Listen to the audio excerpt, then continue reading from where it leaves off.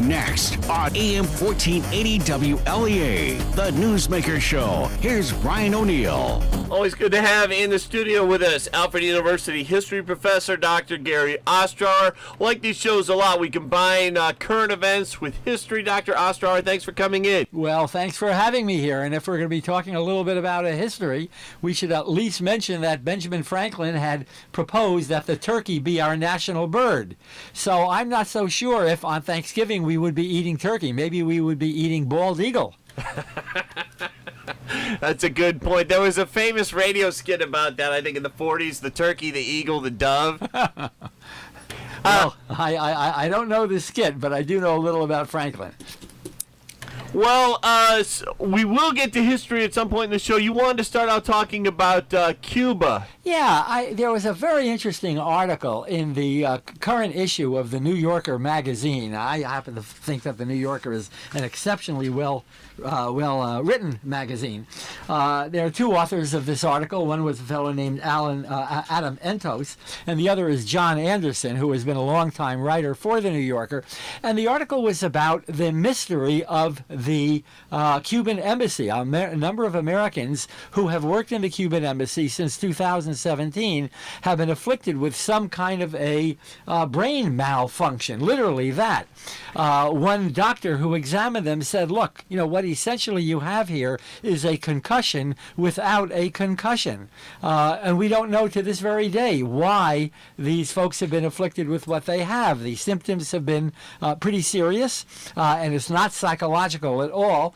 These are physical symptoms, but it leads to things like dizziness and disorientation and headaches and ringing in the ears and things like that.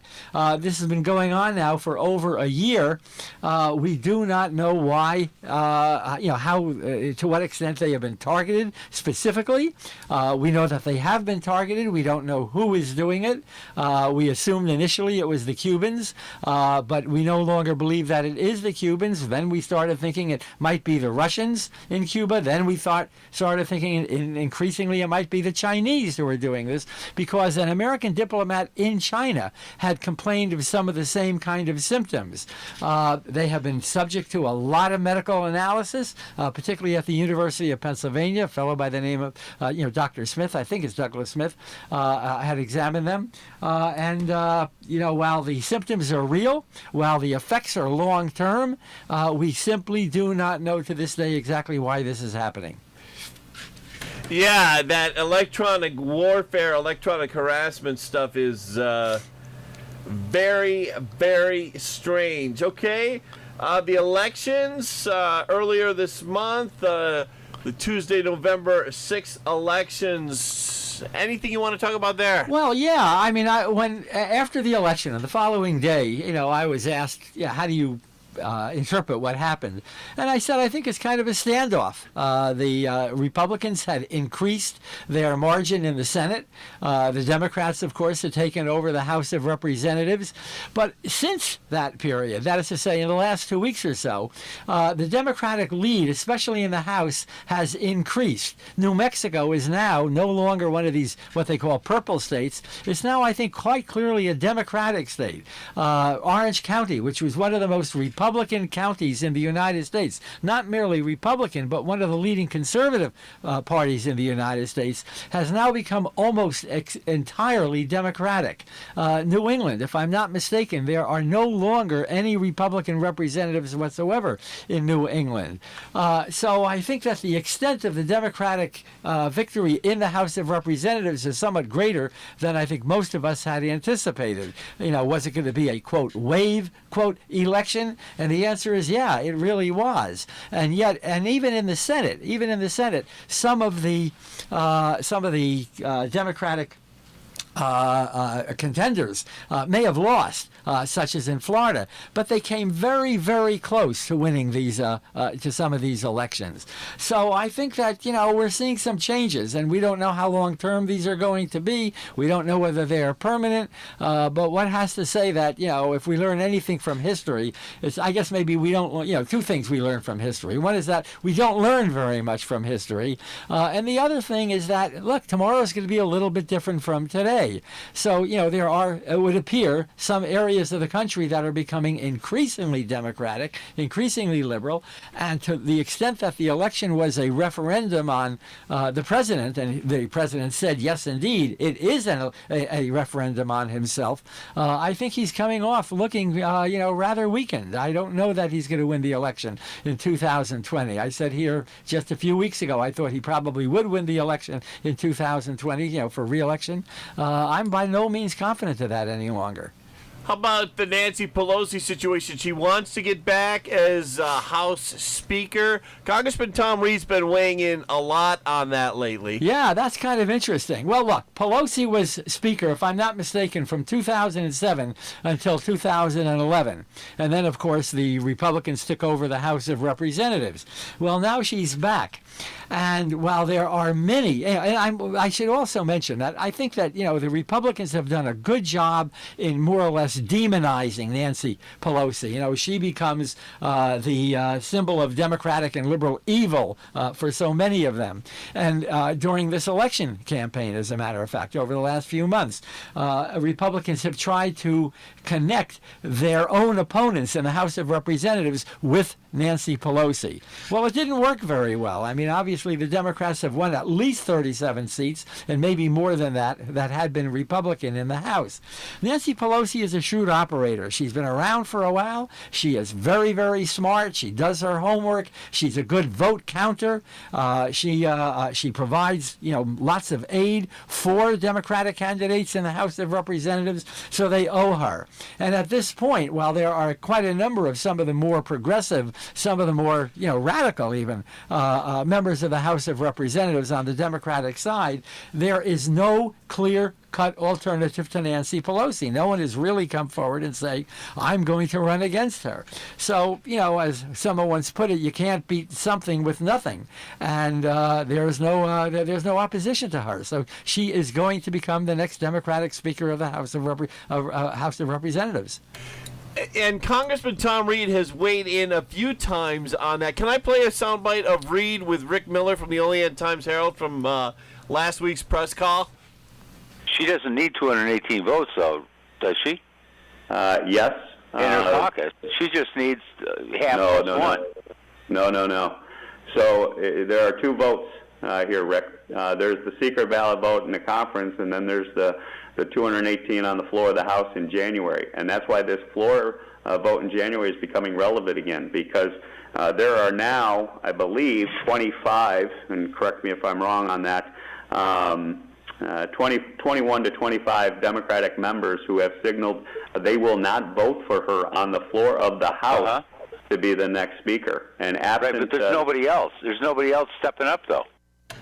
And we'll stop it there. Dr. Ostrower, your thoughts on that back and forth with Reed and the reporter? Well, something that Reed, that wasn't in that little tape that you just played, but was said by Reed later on, is that he would be willing to support her, on the House floor. In other words, he and some of his colleagues to give her the margin that she needs to become the Speaker. Now, that is weird because, needless to say, as I mentioned before, Nancy Pelosi has been the liberal, demon. She's a liberal devil here. So why is Reed saying that he will indeed support her? And even more interesting to me, President Trump said, I believe if it was not yesterday, maybe the day before yesterday, referencing Tom Reed's comment that he thinks that she would be an effective, I'm talking about Trump thinks that Pelosi would be an effective speaker. Well, wait a minute. The president... I know what the answer is for Reed. Reed's big thing is the Problem Solvers Caucus, which he co-founded. It's a bipartisan group, and they just want to change the House rules so that one person doesn't dominate and block good legislation from getting to the floor. What do you think Trump's reasoning is? I think that Trump is trying to undermine her, that if Trump supports her, which is what he's suggesting, it's going to further weaken her support among many of the new Democratic representatives. You think he plays that kind of game? Oh, I have no doubt that he would play that kind of game. And of course he's going to deny that he's playing a game at all. So I think it kind of puts a question mark on everything. I think if I can go back to what you said about Congressman Reed, yeah, he's a member of the Problem Solvers Caucus. And one of the things that the Problem Solvers Caucus has focused on fairly recently is the degree to which the House leaders in both sides, both on the Republican side and also on the Democratic side, have so much power that they can choose the committee chairs, that they can choose the perks and so forth that each of these people are going to receive, that they really have too much power, to put it in a slightly different way, that the House of Representatives is not a democratic, and I mean that with a lowercase d. It's no longer a democratic institution. So that's why I'm a little surprised that Tom Reed is, in a sense, saying that he may support Nancy Pelosi if it comes down to a contested vote in the House after January 1st. Going to take a quick break. We'll be back with Dr. Gary Ostrower in just a moment here on the Newsmaker Show.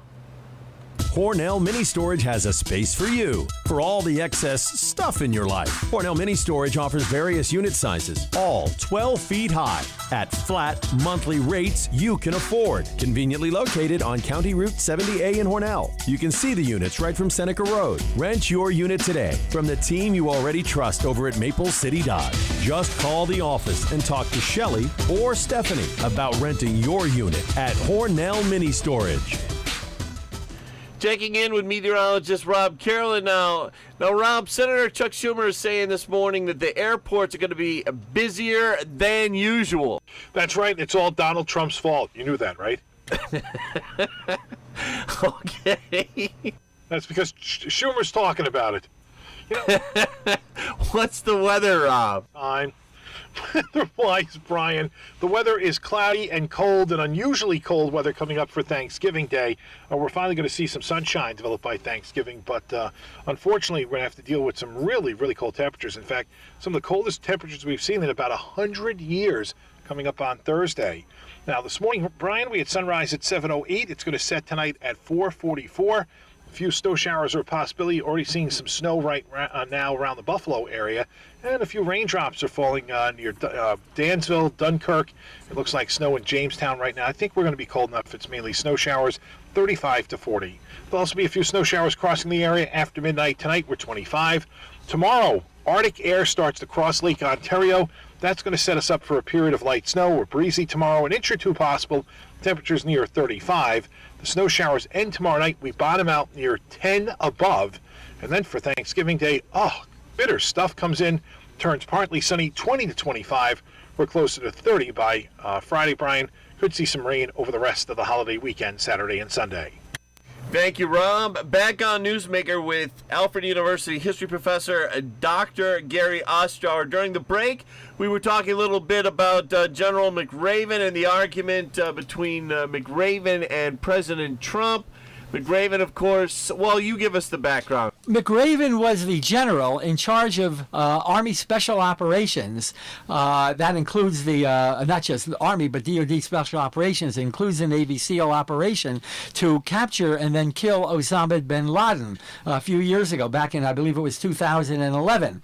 McRaven has been in the Army for 37 years. Actually, he's not in the Army, he's in the Marines for 37 years. And he is a highly, highly respected military veteran.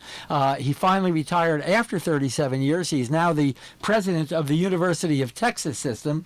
He's a man who is admired in academic circles, in military circles, and certainly in political circles. And yet the president, demeaned him this very week, claimed that he was a Hillary Clinton supporter and a Democrat and so forth. The fact of the matter is that McRaven has not been either a Democrat or a Republican. He's been very militarily non-partisan. And he said, after the Trump attack on him, he said, look, I admire all presidents, regardless of their political party. And he went on to say, presidents who uphold the dignity of the office and who use that office to bring the nation together in challenging times. I mean, it's a very, very strange kind of thing that the president has done.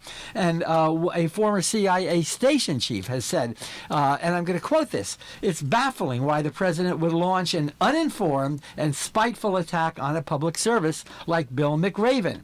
He said, it's not clear what psychological need or political purpose is served by such behavior, but it can only feed the anxieties of our most important security partners. And, if you ask, well, why did the president do this? Obviously, I can't give you any more of an answer, I suppose, than the station chief. But I do know this, that McRaven has been critical of the president. And he said last year, he called the president's description of the news media as an enemy of the people. He called this the greatest threat to American democracy that we have ever seen. Well, that's pretty strong stuff. And I think that we have a president who simply cannot tolerate criticism. He has a very, very thin skin. He has a very, very weak ego. And that's, I think, why he wants to appear so very, very decisive and so very strong. But it turns out that he's, often impulsive and makes the kind of attack on a really highly respected military fellow as we see right here. And I was reminded, if I may, because I sometimes bring history into what we do over here. I was reminded of a story about Richard Nixon, going back to when Nixon first became president in 1969. Nixon had appointed a fellow by the name of Alexander Butterfield. We're going to later know that Butterfield is the fellow who broke the word about the taping system in the White House. But Butterfield was one of Nixon's close aides. He was kind of the chief aide to a guy named H.R. Haldeman, who was the chief of staff during the Nixon administration. Well, at one point, Nixon went with Butterfield to take a look at some of the White House offices. And when I say White House offices, I don't mean of the top-level officials, but of the second-level people there. People, some of whom had been in the White House for 30 or 40 years, literally, just White House staffers. And what Nixon discovered in their office were, in many cases, photos of John Kennedy, who by that time, had been now dead for about, 6 years or so, but still was considered a hero to many, many Americans, not only those in the White House. And Nixon's response was to Butterfield, get rid of those photographs. Have every one of those photos removed from the White House offices. Well, it put Alexander Butterfield, who was a highly decorated military officer, he was a colonel in the Air Force at that time, it put him into a very, very awkward situation. How is he going to get rid of these photographs? Well, he finally did, but the fact that Nixon was so offended, that he was so threatened, if you will, by having photos of the Kennedys there, says something about an individual, again, with a very, very weak ego. And I think that there's something of a parallel here with what's going on with McRaven. McRaven criticized the president, and the president simply is not going to allow that to go without comment. It's a sad comment about our president. Talking with Alfred University history professor Dr. Gary Ostrower. Do you mind if we do a little bit of this day in history? No, go ahead. On this day in history, the Nuremberg trials began. 24 high-ranking Nazis go on trial in Nuremberg, Germany, for atrocities committed during World War II. Would that have been in East or West Germany at the time? Well, it was, remember, there was no, there was no East Germany quite yet. Oh, okay. But the trial was an international trial. There were judges from that time, the Soviet Union, from the United States, from Great Britain, from France, and so forth, from some other countries as well. It was a panel. The chief American prosecutor, period, was an American. His name was Jackson. He had been a Chief Justice of the Supreme Court. President Roosevelt asked him to step down so that he could become the prosecutor at the tribunal. Jackson, I might ask, Robert Jackson was his name. Robert Jackson came from relatively close by here. He came from Jamestown, New York. And as a matter of fact, for any of you out there who really have an interest in history, I strongly suggest that you get yourself over to Jamestown, perhaps next summer, and take a look at the Robert Jackson Center. It's a historical site. It contains a lot of really, really interesting information about Jackson's role, not only as a Supreme Court justice, but also at Nuremberg. I think he is one of the outstanding Americans of the 20th century, much less well known than he should be in light of his role both during and after the war. So yeah, I think that the Nuremberg trials remain a very, very important element in 20th century history because, among other things, what they did is they created new law, and they essentially said that we are going to prosecute people for crimes against humanity, and that was a crime, so to speak, that didn't exist before World War II. Before World War II, the assumption was that, hey, whatever a nation does inside of its own borders, it's legal to do. In this case, the Nazis had, well, we know what they had done to the Jews, and not only to the Jews, but to many others as well. And what Robert Jackson and his colleagues at the Nuremberg Tribunal said is that this is illegal, okay, and we are going to create new law, and it has remained new law, so to speak. It has remained law ever since 1945. Down to the last 2 to 3 minutes. We were talking off the air recently, and you said there was a story about a boxer who you knew as a kid. Was that New York or New Jersey area? Do we have time to talk about that? Yeah, sure. The boxer's name was Benny Kaufman. And the reason why I mentioned him to you is that Benny Kaufman, this boxer, was the guy who taught me how to box when I was 10 or 11 years old, and my twin brother. He was our boxing instructor. We lived in a little town called Woodbridge, New Jersey. Well, Benny Kaufman was kind of small. He was about between 5'5" and 5'6" inches tall, 5 feet 6 inches tall. He was also a very, very good boxer. He won the featherweight, it was called, the featherweight championship. That's for people who are between 105 pounds and 108 pounds. He won the featherweight championship in Latin America. He never did win the world championship, but he was a tough son of a gun. And not only did he teach us how to box, but he had served in the Army during World War I. And during World War I in the Argonne Forest, he had won a Medal of Honor. His feats there were just astounding. I mean, I think that, one would have to have, like for virtually all Medal of Honor winners, a great deal of respect. Fortunately, Benny Kaufman, he was injured, he was wounded. He survived his wounds, and he went on to a career, among other things, as I say, as a boxer. But it's a really remarkable story. Now, when I read about this, I read about it in the Huffington Post, and I said, wait a minute, I think I recognize this name. And then when I realized that, yeah, he was indeed a boxer, and that he had won this, Latin American championships, I said, this is my guy. This is the guy who You remember that he had taught you boxing as a kid? Yeah, no, but I had no idea. Of course, I knew that he was a boxer, but I had no idea whatsoever that he had won a Medal of Honor. It's a really remarkable story. That's fascinating. We've been talking with Alfred University history professor Dr. Gary Ostrower. Dr. Ostrower, thanks so much for coming in. Happy Thanksgiving to all of you. Thank you very much.